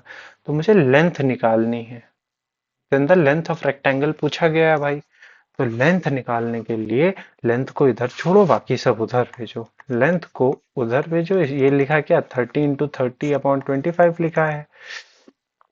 ठीक, तो 5 5 सा 25, 5 6 सा 30, 5 1 सा 5, 5 6 सा 30, 6 6 सा 36 सेंटीमीटर। लो, आ गई लेंथ तुम्हारी, काम खत्म। शुरू करें आगे खेल। चलो, 54। A shopkeeper bot 2 mobile phones, कितने कितने के लाया। तो मोबाइल नंबर 1 लाया 15,600 का, और ये लाया 14,400 का लाया। तो ये कितना, 0 0, और ये 0, और ये 0, और ये 30,000। ठीक, वो कितना कितने का लेके आया, 30,000 का लेके आया क्या, मोबाइल। और उसने सेल कितने का किया है, 31,200 का उसने सेल किया है। मतलब तुम्हें दिख रहा है ना, 30,000 का लेके आया, 31,200 का बेच दिया, तो उसको प्रॉफिट कितने का हुआ, उसको प्रॉफिट कितने का हुआ, 1200 का हुआ। 1200 का क्या हुआ, प्रॉफिट। प्रॉफिट, ठीक, प्रॉफिट इतना हुआ। तो क्या पूछा गया है, पूछा गया है लॉस और गेन परसेंटेज बताइए। तो ये प्रॉफिट हुआ है, तो प्रॉफिट परसेंट का फॉर्मूला क्या होता है, प्रॉफिट अपॉन सीपी इंटू 100। तो प्रॉफिट 1200 का हुआ है, सीपी कितने का लेके आया था, 30,000 का लेके आया था, इंटू 100 कर दे भाई। 30,000 में 2 जीरो इधर से इधर हट गए, ऊपर से 2 जीरो गया। 3 × 1 = 3 × 4 = 12। कितना? 4% उसको क्या हुआ? प्रॉफिट हुआ, गेन ऑफ 4%। हाँ या ना? ठीक, समझ में आ गया होगा। आगे बढ़ें। हाँ, a factory produces electric bulb 2 out of every 15। मतलब फैक्ट्री डिफेक्टिव निकल जाते हैं। फैक्ट्री एक बल्ब प्रोडक्शन करता है जिसमें से 2 out of 15 जो बल्ब होते हैं वो क्या होते हैं? डिफेक्टिव होते हैं। हाँ या ना? डिफेक्टिव होते हैं। तो ये बताओ, अगर अगर factory produces 630 bulb per day, ठीक, 630 बल्ब पर डे प्रोड्यूस करते हैं, तो ये बताओ कितने डिफेक्टिव बल्ब निकलेंगे। अब इसमें दो क्वेश्चन बन सकते थे। एक तो पूछा जाता है कितने अच्छे बल्ब बचे। तो अब देखो, 2/15 ऑफ जो ये फ्रैक्शन होगा ये क्या है? डिफेक्टिव है। तो इसका मतलब अगर मैं 630 का 2/15 निकाल लूं तो मुझे क्या मिल जाएगा? डिफेक्टिव।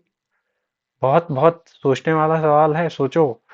ठीक, तो 15 × 1 = 15, 15 × 4 = 60, 15 × 2 = 30।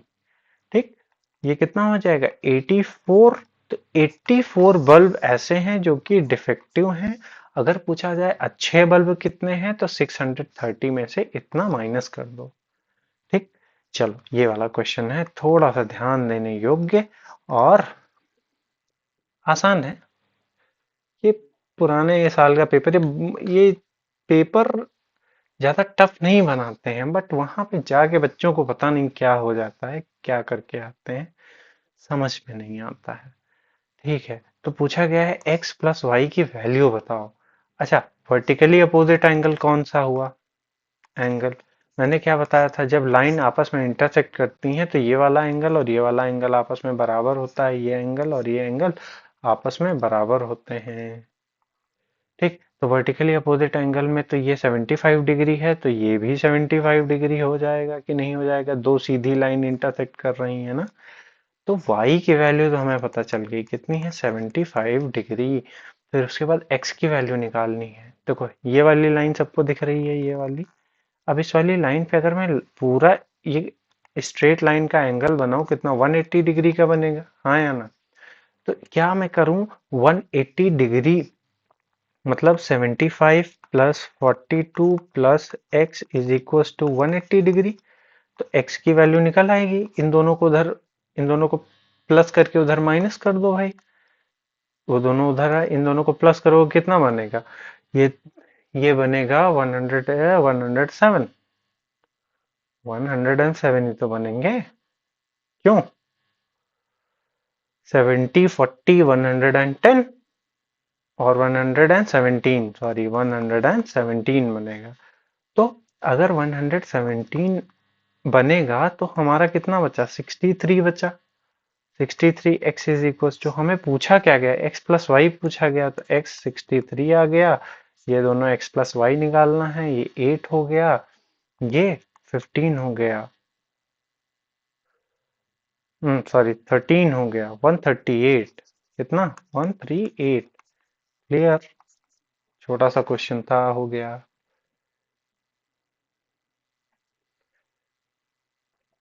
Hmm. Sum of all prime numbers between 1, 6, 1 and 60 having 3 as a unit digit। Unit digit 3 होना चाहिए 1 से 60 तक। तो सबसे पहले आखिरी में देखो 3 किस में आएगा? 3 प्राइम नंबर होना चाहिए, तो सबसे पहला 3, 3 ही होगा क्योंकि यूनिट डिजिट में है। दूसरा 13 एक प्राइम नंबर है, यूनिट डिजिट 3 है। फिर 10 10 बढ़ाते जाओ। फिर 23। फिर फिर जल्दी से बताओ, 33 होगा? क्या 33 होगा? अगर जिसको पता होगा 11 3 33 होगा, तो ये प्राइम नंबर नहीं होता है। प्राइम नंबर ऐसे नंबर होते हैं जो कभी किसी और से डिविजिबल ना हो, खुद से होने चाहिए बस। तो 33 नहीं होगा, लेकिन 43 और 53 जरूर होंगे। आखिरी में 3 3 आना चाहिए। इनका सबका सम निकालना है।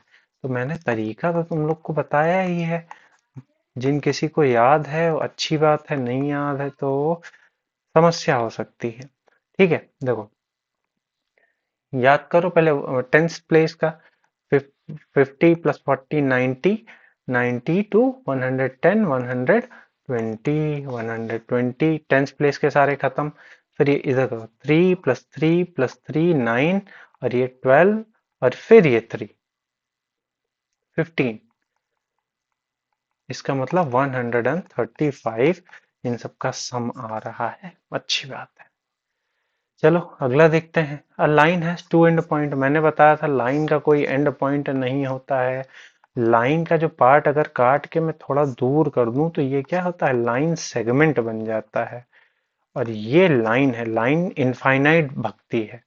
और लाइन सेगमेंट में दो एंड पॉइंट होते हैं, तो पहला तो काम खत्म। टू लाइंस आइदर इंटरसेक्ट और आर पैरेलल। हाँ, दो लाइंस हैं अगर ऐसे ऐसे हैं तो वो या तो इंटरसेक्ट होंगी या तो पैरेलल होंगी, ये चीज पता करना है।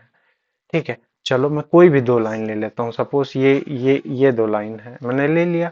अब लाइन इनफाइनाइट भागती है, उसका कुछ नहीं होता, आगे चल के इंटरसेक्ट करेगी कि नहीं करेगी। ठीक, अगर मैं एक लाइन और ले लेता हूँ ऐसे करके ऐसे, तो वो इधर आके कहीं ना कहीं इंटरसेक्ट करेंगी, इधर आके। तो दो लाइंस या तो इंटरसेक्ट करेंगी या तो अगर पैरेलल है, मतलब एक दूसरे से एकदम बराबर बराबर खड़ी हैं, तभी जाके ये चीज आ रही है। तो इंटरसेक्टिंग नहीं होंगी तो ये क्या हो जाएंगी, पैरेलल लाइन हो जाएंगी। क्या ये बात समझ में आए? पैरेलल लाइन, समझ गए? क्लियर? ठीक है, तो इसका मतलब ये सेकंड स्टेटमेंट जो इसमें दिया गया है वो सही है। ठीक, सेकंड स्टेटमेंट सही है और पहला वाला गलत है। कहा गया? Only statement two is true, option number B. ठीक, अब अगला क्वेश्चन क्या कहता है। सुनीता ने कितना क्लोथ बाई किया? सुनीता ने कितना क्लोथ बाई किया भाई साहब? Sunita brought 3 3/4 metre of cloth, यानी कि उसने टोटल कितना 12 15/4, 15/4 मीटर क्लॉथ उसने खरीदा। उसने इतना कुर्ता बनाया, इतने में पैजामा बनाया, तो बताओ उसके पास बचा कितना। यानी कि मैं टोटल में से, टोटल क्लोथ में से अगर मैं इन दोनों क्लोथ को माइनस कर दूं, इन दोनों को ऐड करूं पहले, फिर टोटल में से माइनस कर दूं, मतलब कुर्ते का कपड़ा ऐड करूं और पैजामे का ऐड करूं। कुर्ता प्लस पैजामा ऐड करो भाई साहब। कुर्ता प्लस पैजामा ऐड करने पे क्या आता है? चलो, 5/6 कुर्ता है, पैजामा कितना है 2/3 है, तो एलसीएम लेंगे 6 आएगा, इंटू वन, तो 5/6 प्लस 4/6 कितना हो जाएगा 9/6। 3 2 6, 3 3 9, 3/2 उसने कपड़ा यूज कर लिया। तो 15/4 में से, यानी कि टोटल कपड़े में से इतना कपड़ा अगर हम माइनस करेंगे तो हमें पता चल जाएगा ना कितना हमारे पास कपड़ा बचा हुआ है। तो 15/4 माइनस 6/4, जो कि हो गया हमारे पास 9/4। तो 9/4 कहीं दिया गया है, 4 2 8 9/4। ठीक, चलो अगला सवाल क्या कहता है देख लेते हैं इसी टाइम पे। In an examination in a group of 5 boys and 7 girls. ठीक है, एवरेज मार्क्स ऑफ बॉयज, तो पहले सबसे पहले बॉयज का एवरेज निकाल लेते हैं। तो एवरेज का फॉर्मूला तो पता है, सम अपॉन टोटल नंबर।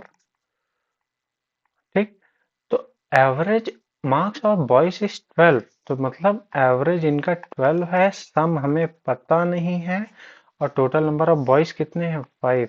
तो सम कितना हो जाएगा बॉयज के सारे नंबर का, नंबरों का सम कितना हो जाएगा 12 × 5, क्रॉस मल्टीप्लाई कर देंगे। ठीक, 12 5 = 60। तो बॉयज का तो निकल आया, बॉयज का। अब गर्ल्स का देखते हैं, गर्ल्स का। तो भाई साहब गर्ल्स क्या कर रही हैं, गर्ल्स का 7 लड़कियां हैं, उनका 18 एवरेज गया है। लड़कियां पढ़ने में तेज हैं। ठीक, कितनी लड़कियां हैं, 7 गर्ल्स हैं, 18 गया है। तो इनका भी सम निकल आएंगे। सम 18 इंटू 7। ठीक, इनका सम कितना निकल आया? 18 इंटू 7। तो अगर इनमें से किसी को डाउट है कि कैसे हुआ है, फिर से देख लेगा। मैंने सबसे पहले क्या किया, बॉयज का निकाल लिया, फिर क्या किया, इनका लड़कियों का निकाल लिया। ठीक, लड़कियों का क्या हुआ कि जितने नंबर थी वही फॉर्मूला लगा के सम अपॉन टोटल नंबर करके ये कर दिया। ये कितना, 126, 18 तो लड़कों का नंबर इतना है, लड़कियों का नंबर इतना है, और बोला गया है average mark of the group निकालना है। मतलब इसका भी एवरेज निकालना है। डिवाइडेड बाय 2, ये कितना हो जाएगा? 186। 186 डिवाइडेड बाय 2। नहीं, डिवाइडेड बाय 2 क्यों होगा भाई? पूरा ग्रुप है, पूरा ग्रुप है ना। तो पूरा ग्रुप कितने, 5 + 7 कितना, 12। 5 + 7, चलो काटते हैं। किससे कट जाएगा? 6 से कट जाएगा। हाँ, 6 × 2 = 12, 6 × 3 = 18, 1 कितना आ जाएगा? 31.31/2। इसको करेंगे तो निकालेंगे, ये आएगा 15.5। समझ गए? तो 15.5 जो होगा इन सबका एवरेज होगा ग्रुप का। ठीक, तो 15.5 तुम्हारा आंसर। चलो, अब इसमें देखते हैं। ए बोरोड 3500। 3500, ठीक है। ये क्या है? इसका प्रिंसिपल है। साल कितना है? 3 साल के लिए। 4% का इंटरेस्ट है। तो फॉर्मूला तो हमें पता ही है भाई, S I. S I is equal to principal into rate into time upon 100। ठीक, तो ये दिया गया है। तो ए का सिंपल इंटरेस्ट कितना बना? ए का एस आई बना 3500 इंटू 3 × 4 डिवाइडेड बाई 100। ठीक, 2 0 से 2 0 गया, कितना बचा? ये हुआ 140 इंटू 3, यानी कि ये बना 420 के करीब। 420, हाँ। तो 420 के करीब ए का बना। अब बी का देख लेते हैं। बी का एस आई दिया गया है। B borrowed 4200। प्रिंसिपल कितना है? 4200। रेट कितना है? 2। और टाइम 2 साल का है और रेट 5 है। 100 से डिवाइड करने पे 2 0 से 2 0 गया। ये हुआ 10। 5 × 2 = 10। और ये 42, ये भी 420 हो गया। तो बी का एस आई 420, ए का एस आई 420। ठीक, तो अब सी का भी देख लेते हैं। सी का एस आई निकालना है। सी का एस आई कितना है? 2800 गुड़े 3 × 5/100। सेम वही प्रक्रिया। कोई 3 5 = 15। फिर 15 को 28 से मल्टीप्लाई करोगे, अराउंड 420 इसका भी आ जाएगा। तो समझो, अब देखो, A option A B have to pay 420। ना ना ना ना, ए बी सी तीनों को 420 देने हैं ना, सिंपल इंटरेस्ट। तो ऑप्शन नंबर बी तुम्हारा ये सही हो जाएगा। ठीक, अब लिखा है a solid cuboid formed by joining 3 solid cubes। समझो, एक क्यूबॉइड बना है जो 3 सॉलिड क्यूब से मिलके बना है, ऐसे करके है।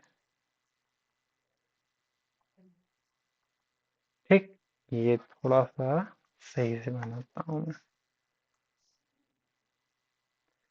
3 सॉलिड क्यूब से मिलके, मैं, क्यूब है ना, लेंथ में मत जाना।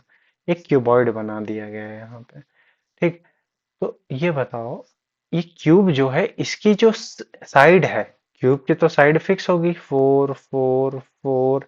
ये भी 4, ये भी 4, ये भी 4। तो बताओ क्यूबॉइड का वॉल्यूम कितना होगा? तो वॉल्यूम ऑफ क्यूबॉइड क्या हो जाता है? Length into breadth into height. मैंने समझाया था कैसे ये फॉर्मूला बना। ठीक, ये formula length into breadth into height बना। तो लेंथ इसकी कितनी हो गई? 4 4 4। तो लेंथ कितनी हो गई? 12। हाँ या ना, 12 सेंटीमीटर। ब्रेथ कितनी हो गई? ब्रेथ देखो भाई साहब, चेक करो कितना है, 4। हाइट कितनी हो गई, ऊपर देखो, हाइट भी 4। तो इन सबको मल्टीप्लाई कर लो, 12 इंटू 4 इंटू 4 कितना आ जाएगा?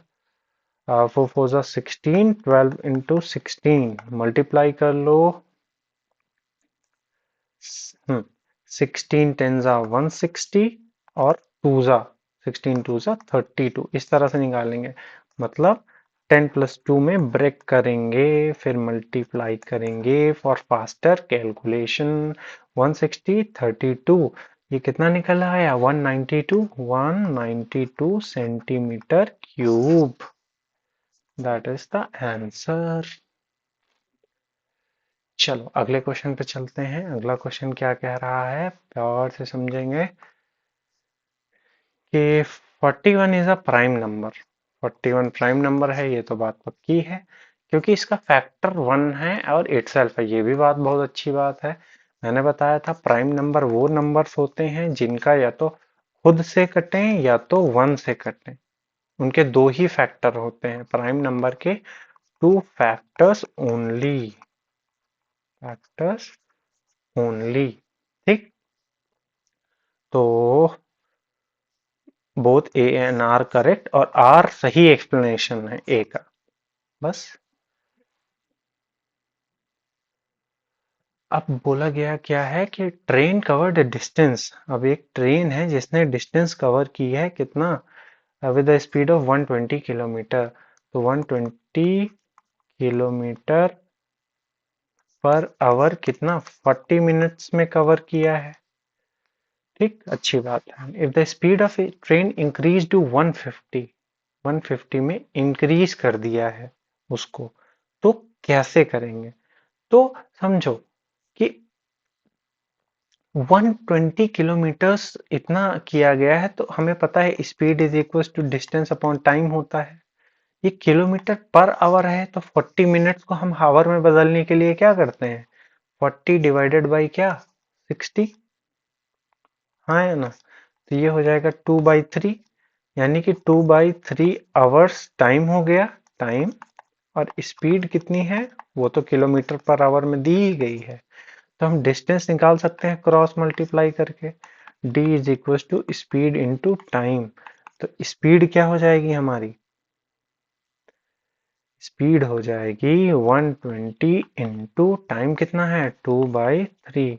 तो 3 × 1 = 3, 3 × 4 = 12। इतना डिस्टेंस कितना निकला है, 80 किलोमीटर। डिस्टेंस हमारा कितना निकला है, 80 किलोमीटर। ठीक है। अब the speed of the train जो बोला गया है, ट्रेन की जो स्पीड है वो इंक्रीज कर जाती है 150 से। मतलब पहले 120 थी, हम बढ़ा के कितनी हो गई है, वो 150 पहुंच गई है। मतलब थोड़ा बहुत तो इंक्रीमेंट हुआ ही, हाँ या ना। जब इतना इंक्रीमेंट हुआ, तो इसमें ये पूछा गया है कि how much less time it take cover the same distance. अब डिस्टेंस को कवर करने में कितना कम समय लगेगा, मतलब अब पुराने से कितना समय कम लगेगा। पहले कितना मिनट लगता था, 40 मिनट लगता था। अब कितना लगेगा, देखो डिस्टेंस तो उतनी ही रहेगी। डिस्टेंस कितनी रहेगी, 80 किलोमीटर। स्पीड भी हमें पता है 150 किलोमीटर पर आवर। तो टाइम निकाल सकते हैं ना, speed is equal to distance upon time, cross multiply करो, speed into time is equal to distance, time को इधर छोड़ो, तो टाइम इज इक्वल टू क्या हो जाएगा, डिस्टेंस अपॉन स्पीड हो जाएगी। डिस्टेंस 80 है, स्पीड 150 है, 0 से 0 गया, और ये 8/15 को एज इट इज लिख देते हैं, इतना 8/15। ठीक, तो हमने क्या किया, अब ये आवर में आ गया, आवर में आ गया, आर में। तो अब मुझे क्या करना है, इसको मिनट्स में बदलना है, इसको मिनट्स में बदलना है। जब मिनट्स में बदलेंगे तभी तो हमें असली चीज पता चलेगी। ठीक, तो मिनट्स में बदलने के लिए हमें एक बार 60 से मल्टीप्लाई करना पड़ा था, मतलब आवर से जब हम लोग मिनट में कर रहे थे तो डिवाइड किए थे 60 से, लेकिन अब हमें आवर से मिनट में बदलना है क्योंकि आंसर मिनट्स में पूछा गया है, तो हम मल्टीप्लाई करेंगे इंटू 60, 15 वन जा 15, 15 फोर जा 60, 8 फोर जा 32 मिनट। मतलब 150 की रफ्तार से चलेंगे तो हम कितना 32 मिनट, 120 की रफ्तार से चल रहे हैं तो 40 मिनट। तो कितना टाइम कवर हुआ, मतलब हाउ मच लेस टाइम, मतलब पहले 40 मिनट लगते थे अब 32 मिनट लग रहे हैं, तो 40 माइनस अगर 32 कर देंगे तो 8 मिनट्स का डिफरेंस आया कि नहीं आया। वही 8 मिनट का डिफरेंस ही तुम्हारा ये चीज कवर करेगा। ठीक है, चलो। अब ये फॉर्मूला है, ये कुछ ज्यादा पूछा जाता है, ये उन बीचों में ज्यादा पूछा जाता है। जैसे कभी कभी पूछ लेगा कि ये क्या बोलते हैं, फ़ारेनहाइट से इसमें बदलो, डिग्री सेल्सियस में बदलो, डिग्री सेल्सियस से केल्विन में बदलो, कुछ भी हो। ठीक है, अगर तुम लोग को एक मास्टर फॉर्मूला मैंने याद होगा बताया था, अगर उस मास्टर फॉर्मूला के साथ चलोगे, मतलब मास्टर फॉर्मूला है, उस मास्टर फॉर्मूला के हिसाब से चलोगे तो मैक्सिमम काम तुम्हारा ऐसे ही सरल हो जाएगा। अब भाई मास्टर फॉर्मूला क्या है, तो इसको केवल ऐसे समझो कि थोड़ा सा क्या बोलते हैं तुम्हें उतना करना पड़ेगा। ठीक, जैसे फॉर एग्जांपल तुम्हें मास्टर फॉर्मूला लिखना है, ये है डिग्री सेल्सियस अपॉन 5, उसके बाद फ़ारेनहाइट में F माइनस 32 डिवाइडेड बाई 9, अगर केल्विन में भी पूछ लिया जाए K माइनस 273 डिवाइडेड बाई 5। ये है तुम्हारा फॉर्मूला। ठीक, तो इस फॉर्मूले के आधार से ये पूरा कर लो, ये पूरा तुम्हारा मास्टर फॉर्मूला है। अब जैसे डिग्री सेल्सियस और वो पूछा गया है तो हम इसको कट कर देंगे, तो मतलब degree Celsius upon 5 is equal to F minus 32 divided by 9। क्या पूछा गया, a liquid is 50 degree Fahrenheit पे हीट किया गया। ठीक, the temperature of another liquid was raised to 25 degree Celsius. The difference पूछा गया है, एक का हमें दिया गया है फ़ारेनहाइट में, एक का डिग्री सेल्सियस में पूछा गया है डिग्री सेल्सियस में वो है। तो फ़ारेनहाइट वाले को हम लोग डिग्री सेल्सियस में कर लेंगे ना, तब डिफरेंस निकल आएगा। तो फ़ारेनहाइट दिया गया है तो एफ लिखा है, एफ का मतलब डिग्री फ़ारेनहाइट है, तो इसको लेंगे degree Celsius upon 5 is equal to Fahrenheit कितना दिया गया है 50 माइनस 32 डिवाइडेड बाई 9। ठीक, बस वही करना है अपना क्रॉस मल्टीप्लिकेशन, इसको पहले सब्ट्रैक्ट कर लेते हैं। डिग्री सेल्सियस अपॉन 5, ये कितना हो जाएगा, ये हो जाएगा 18, 18 अपॉन 9, ये है 18 अपॉन 9, तो 9 वन जा 9, 9 टू जा 18। तो डिग्री सेल्सियस, अब ये इधर डिवाइड में उधर जाएगा, क्या हो जाएगा मल्टीप्लाई में हो जाएगा कि नहीं हो जाएगा, 2 इंटू 5। तो डिग्री सेल्सियस कितना निकल के आ गया 10 डिग्री सेल्सियस। अरे हाँ या ना, 10 डिग्री सेल्सियस निकल के आ गया। ठीक है, जब 10 डिग्री सेल्सियस निकल के आ गया तो तुम्हें तुरंत से मारना नहीं है, यहाँ पे पूछा गया है डिफरेंस पूछा गया है ना, एक है 25 डिग्री सेल्सियस, दूसरा है 10 डिग्री सेल्सियस, तो इन दोनों का डिफरेंस कितना निकल के आया 15 डिग्री सेल्सियस। इस मास्टर फॉर्मूला को याद रखो, बहुत कुछ हो सकता है। ठीक, क्वेश्चन नंबर 66, क्वेश्चन नंबर 66 भाई साहब क्या कहता है, 66 तुम्हारा कह रहा है कि सप्लीमेंट्री एंगल, हाँ समझ गया मैं, supplementary of the complementary angle of a 2 times of 1/5 of, देखो अब पहली बार पढ़ो कि क्या बवाल लिखा है, तो अब थोड़ा थोड़ा आराम से पढ़ो। Supplementary angle of the complementary angle of 2 times 1/5 of right angle. अब याद करो, सर ये क्या बवाल है, बवाल इसी में नहीं है, समझो, अभी समझ में आएगा। इसमें अब तुम लोग दिमाग लगाओ।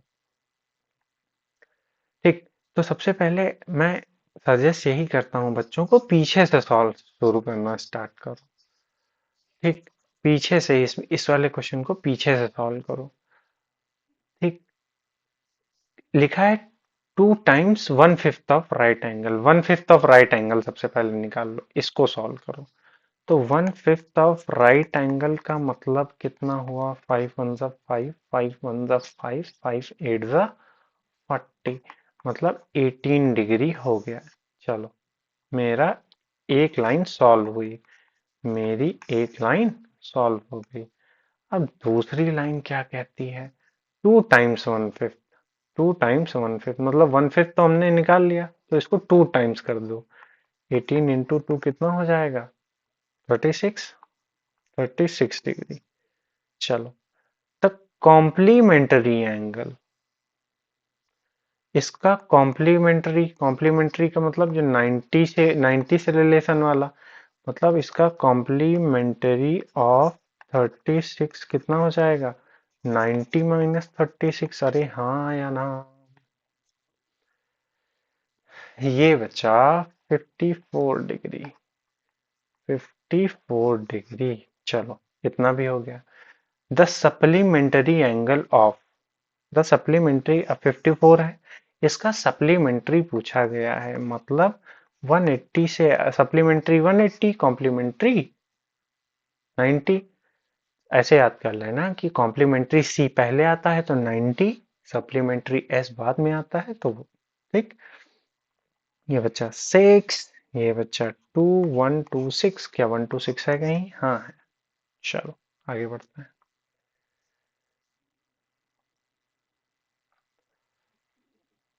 66 हो गया, फिर आगे बढ़ते हैं। हाँ, फिर अब क्या बोला गया है?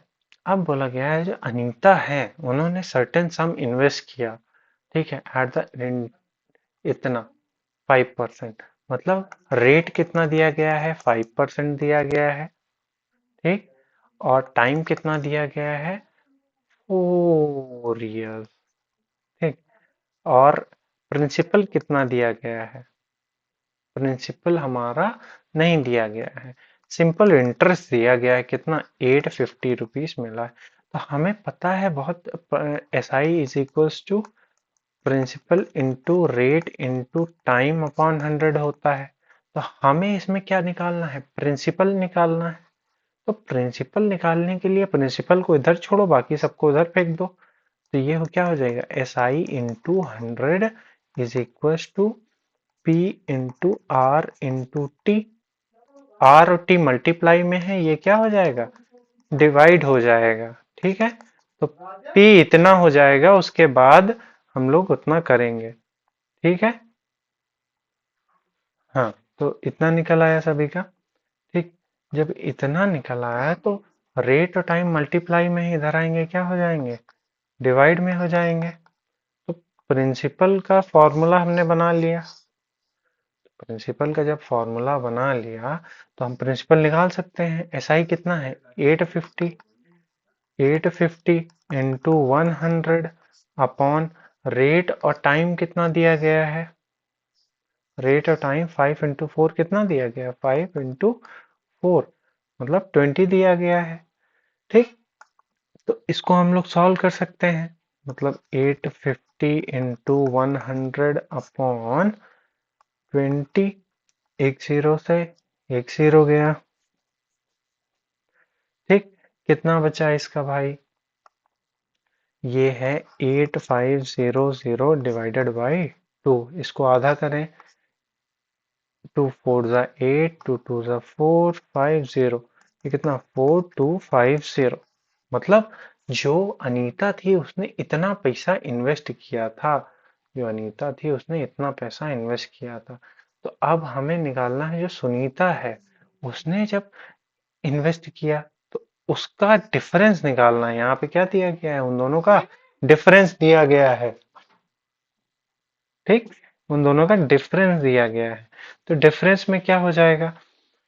इसका भी प्रिंसिपल एसआई कितना दिया गया है, सिंपल इंटरेस्ट उसने कितना कमाया है 840, रेट कितना था 4% टाइम 6 ईयर्स, ठीक, और नहीं इंटू 100/4 इंटू 6, ठीक। चलो 4 1 जा 4, 4 2 जा 8, 1 जा 0 जा, ठीक है। 4 1 जा 4 6 0, ठीक। फिर 3 2 जा 6, 3 7 जा 21 0, फिर ये 2, ये कितना हो जाएगा 35, ये हो जाएगा 35 इंटू 100, कितना हो जाएगा 3500 हो गया। जब 3500 हो गया तो पूछा गया है इन दोनों का डिफरेंस बताओ, तो 4250 में से 3500 का डिफरेंस पता करो भाई साहब। ये हो जाएगा 7 750, तो 750 क्या है, हाँ है। इसमें क्या करना है, पेरीमीटर, पेरीमीटर मैंने क्या कहा था, बाउंड्रीज को मार्क करो, एक तरफ से जोड़ना स्टार्ट करो, 1 2 3 4 5 6 7 8 9 10 11 12, तो 12 को अगर मैं 3 सेंटीमीटर से मल्टीप्लाई करूंगा, कितने सेंटीमीटर है 36 सेंटीमीटर निकल आएगा। इसमें तो कुछ था भी नहीं, फ्री के